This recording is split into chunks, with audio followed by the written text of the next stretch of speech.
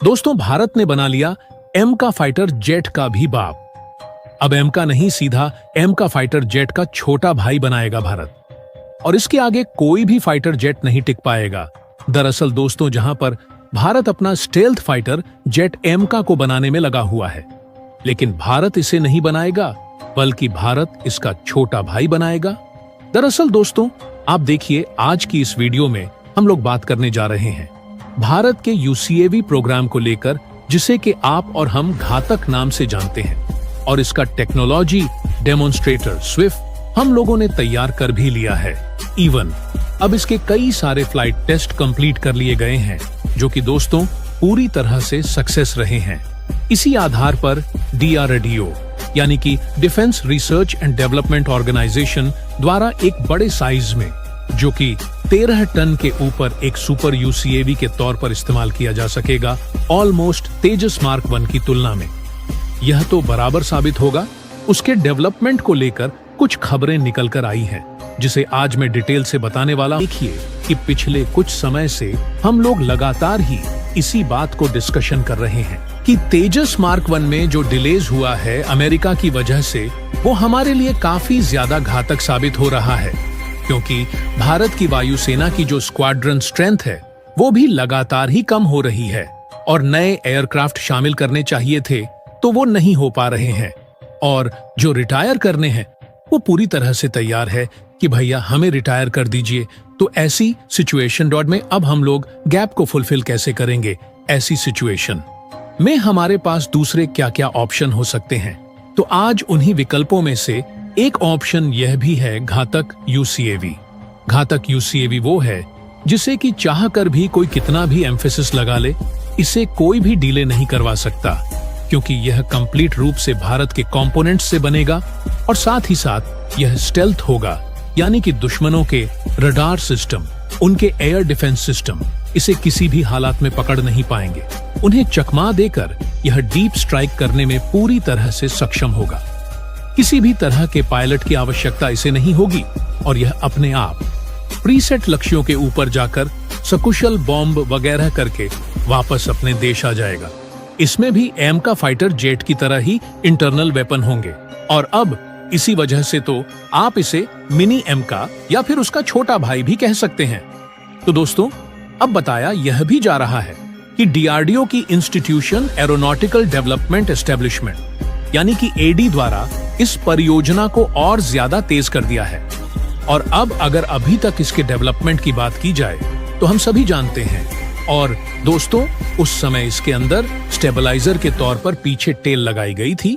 उसके बाद जो इसका दूसरा टेस्ट देखने के लिए मिल गया था, और वहां पर टेललेस कॉन्फ़िगरेशन के साथ इसके उड़ान परीक्षण किए गए, और जिस समय तो हम लोगों ने इसके टेललेस कॉन्फिन के उड़ान परीक्षण एक्यूरेसी से कर लिए थे, और उसके बाद ही भारत उन चुनिंदा देशों के क्लब में शामिल हो गया जिनके पास इस तरह की टेक्नोलॉजी एक्चुअली में मौजूद है।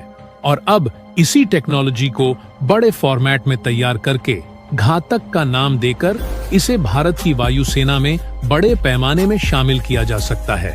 और मैं आपको भी बता दूं कि यह प्रोजेक्ट भारत के लिए मील का पत्थर साबित होने वाला है। और सबसे पहले तो बताया यह जा रहा है कि स्विफ्ट 4 की आवश्यकता पड़ी, यानी कि इतने कम पैसों में इससे ज्यादा घातक हथियार दुनिया का और कोई भी देश डेवलप नहीं कर सकता।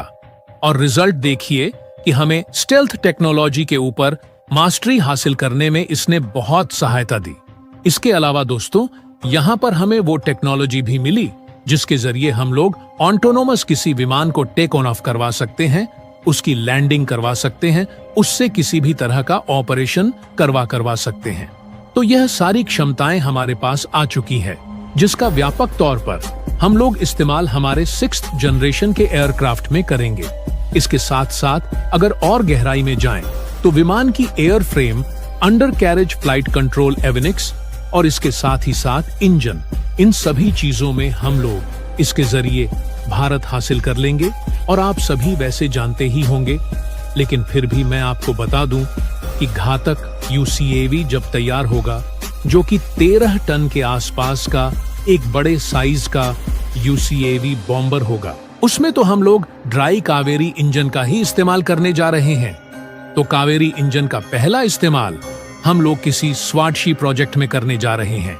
यानी कि दोस्तों, इससे अच्छा कोई कॉम्बिनेशन हमारे लिए समय दूसरा नहीं हो सकता। इसके अलावा बताया ये जा रहा है कि DRDO द्वारा जो तपस UCAV के लिए इसका इलेक्ट्रॉनिक्स तैयार किया जा रहा था, एविनिक्स तैयार किया गया था, या फिर बाकी के जो फ्लाइट कंट्रोल्स वगैरह तैयार किए गए थे उन्हें भी इस्तेमाल किया गया है। हालांकि अब जो ये भी इंजन हमारे पास तैयार पड़े हैं और अब इन फ्यूचर हम लोग रूबी का इस्तेमाल कर सकते हैं, क्योंकि अब ये बताया जा रहा है कि टेक्नोलॉजी डेमोन्स्ट्रेटर के साथ ही साथ से कंप्लीट होकर सर्टिफाई हो जाएंगे। उसके बाद फाइनली हम लोग 13 टन वजनी घातक UCV का कंस्ट्रक्शन वर्क शुरू कर देंगे। और इसी के साथ साथ बताया भी जा रहा है कि जो नए प्रोटोटाइप होंगे स्विफ्ट 4 मेंस को और इसकी टेक्नोलॉजी को कई गुना ज्यादा एनहांस कर देते हैं। सबसे पहले तो दोस्तों यहाँ पर देखने के लिए ये मिल रहा है कि इसका डिजाइन पहले की तुलना में काफी ज्यादा फाइन कर दिया गया है।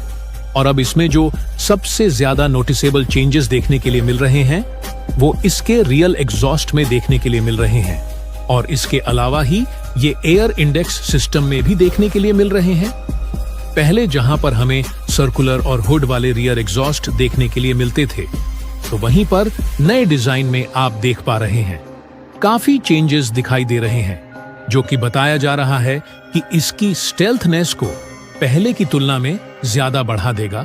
इसी तरह से अगर इसके 3 डायमेंशन इंजन इनलेट को देखें तो पहले ये इनटेक या शेप में हुआ करता था, जिसे अब पूरी तरह से बदल दिया है। और इसकी जो नई लोकेशन है वो आपको फ्यूजलेस के बिल्कुल बीचों बीच देखने के लिए मिलेगी। इसके साथ साथ बताया ये जा रहा है कि ओवरऑल इस एयरक्राफ्ट का जो विड्थ था उसे भी कम किया गया है, यानी इसकी चौड़ाई भी कम की गई है, जो कि इसके स्टेल्थनेस को बढ़ाते हुए ड्रैग को भी इंप्रूव करेगा। अब बताया जा रहा है कि इन्हीं नए बदलाव के साथ निकला उसका निष्कर्ष निकाला गया। वहां पर जो अच्छा था उसे तो एज इट ईज रखा गया, लेकिन दोस्तों जहां पर कमी देखने के लिए मिली उन कमियों को करेक्टिंग हुए यह सारे बदलाव किए जा रहे हैं। और अब यही मतलब होता है प्रोटोटाइप का। प्रोटोटाइप में आपको वो सारी अच्छाइयां और कमियां दिख जाती है जो एक्चुअली मेन परियोजना के ऊपर असर डाल सकती है। तो खराब चीजों को हटाकर अच्छी चीजों को एज इट इज रखकर कुछ और इंप्रूवमेंट डालकर परिपक्व टेक्नोलॉजी की ओर आप आगे बढ़ते हैं। अब इस पूरे मुद्दे पर और DRDO की इस उपलब्धि के ऊपर आपका क्या मानना है, नीचे कमेंट करके जरूर बताइएगा।